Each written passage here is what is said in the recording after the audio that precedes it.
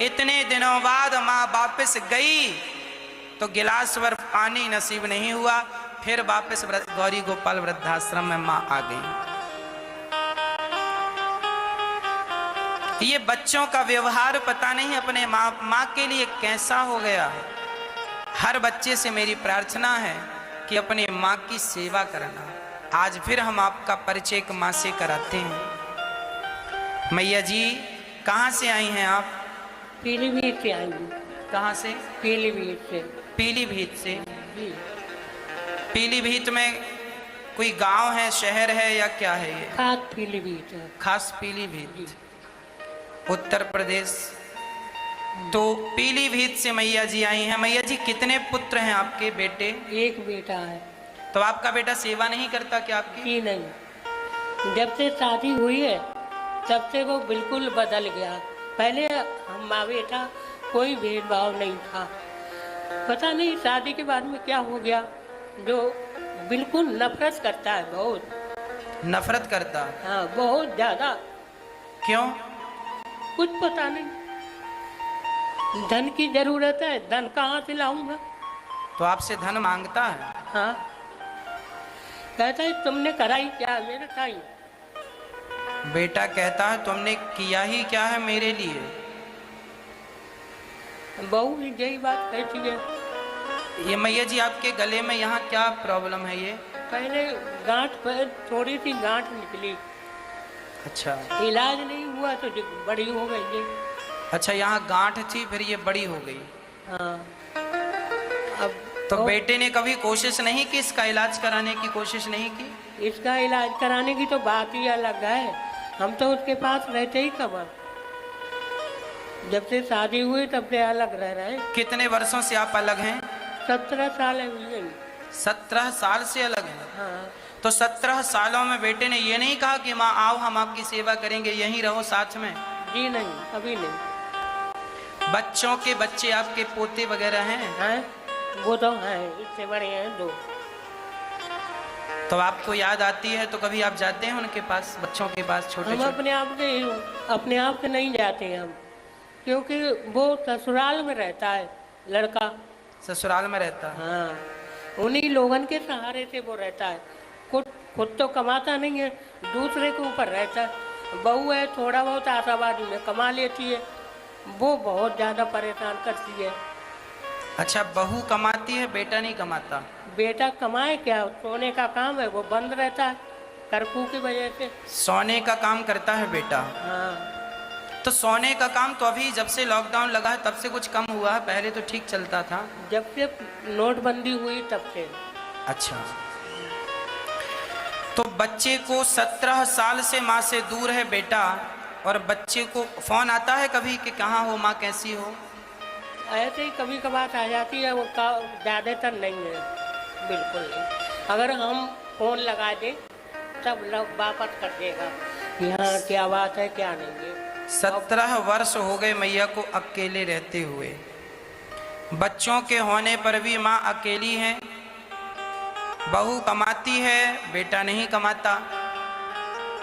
तो बहू जब कमाती है तो स्वाभाविक है कि वो अपनी कमाई पता नहीं सास पे खर्च करेगी कि नहीं, राम जाने। इंसानियत का परिचय हमें जरूर देना चाहिए। यदि हम किसी का सहारा, देखिए हर पुत्र, हर माँ यही कहती है कि बेटा मेरा सहारा बनेगा बुढ़ापे में। हर माँ बच्चे पैदा ही इसलिए करती है कि बेटा मेरा बुढ़ापे में सहारा बनेगा, पर बेटे सहारा ना बने तो बताओ फिर क्या पुत्र होना सफल हुआ?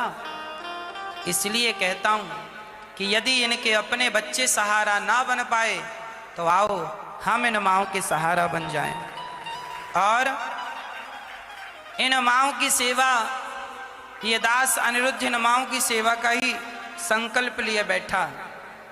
मैया जी अब आप यहीं रहिएगा, आपके 2 बच्चे हैं, अब से एक बेटा आपका ये है, ये आपकी सेवा करेगा, दास अनिरुद्ध आपकी सेवा करेगा। बचा हुआ समय बिहारी जी में लगाइए और ये दास अनिरुद्ध आपका पुत्र बनकर आपकी सेवा करेगा। आपकी जो सेवा होगी ये दास करेगा।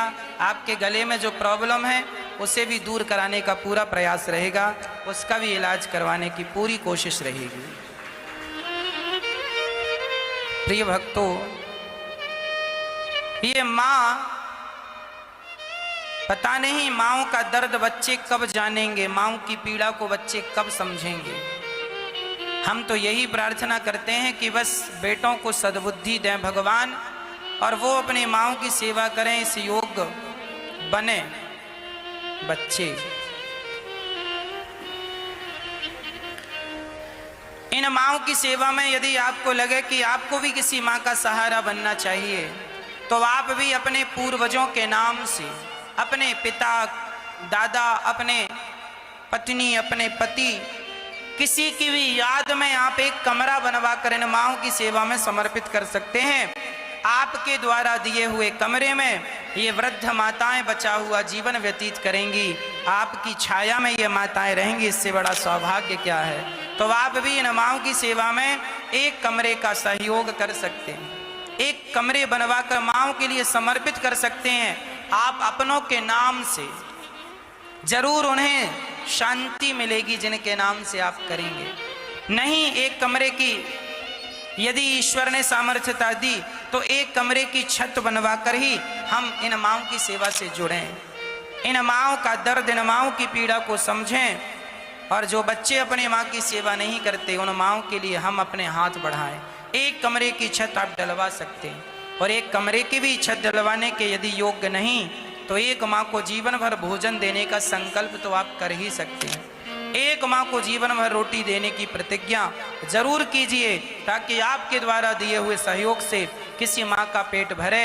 यहाँ 190 ऐसी माताएं हैं जिन माँ का भी आपने जिस माँ का दर्शन किया, ऐसी जरूरतमंद माताएं हैं। किसी के बच्चे ने मार कर निकाला है तो किसी के बच्चे ने भोजन नहीं दिया। ऐसा माएँ जब आपसे कहती हैं, आप स्वयं सुनते हैं इस बात को।